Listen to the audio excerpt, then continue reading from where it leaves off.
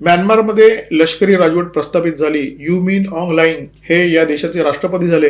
अमेरिकेने या लष्करी राजवटीवर अत्यंत कठोर असे निर्बंध लादले. म्यानमारला जगामध्ये एकाकी पाडण्याचा प्रयत्न केला. चीन ही सगळी गंमत बघत होता.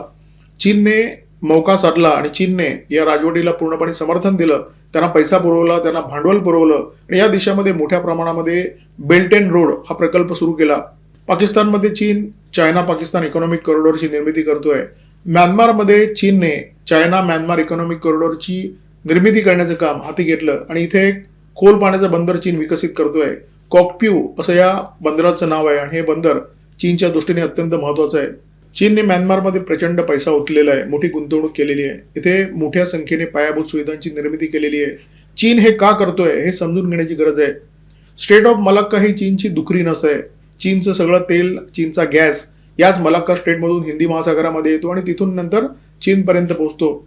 भविष्यात जर भारत आणि चीनचा काही पंगा झाला, चीन आणि अमेरिकेचा काही पंगा झाला, तर पहिल्यांदा हे दोन्ही देश मलाक्का स्टेटची कोंडी करणार आणि चीनचा श्वास बंद करण्याचा प्रयत्न करणार. इंधन पुरवठा बंद झाला तर एखादा देश फार काळ तग धरू शकत नाही. अमेरिकेला हे माहिती आहे आणि चीनला सुद्धा माहिती आहे आणि त्याच्यामुळे मलाक्का स्टेटची जी डोकेदुखी आहे ती टाळण्यासाठी म्यानमारमधून थेट तेल आणि गॅस चीनच्या युआन प्रांतातल्या कुनमिंग शहरापर्यंत पोहोचेल असा प्रयत्न चीनकडून सुरू आहे.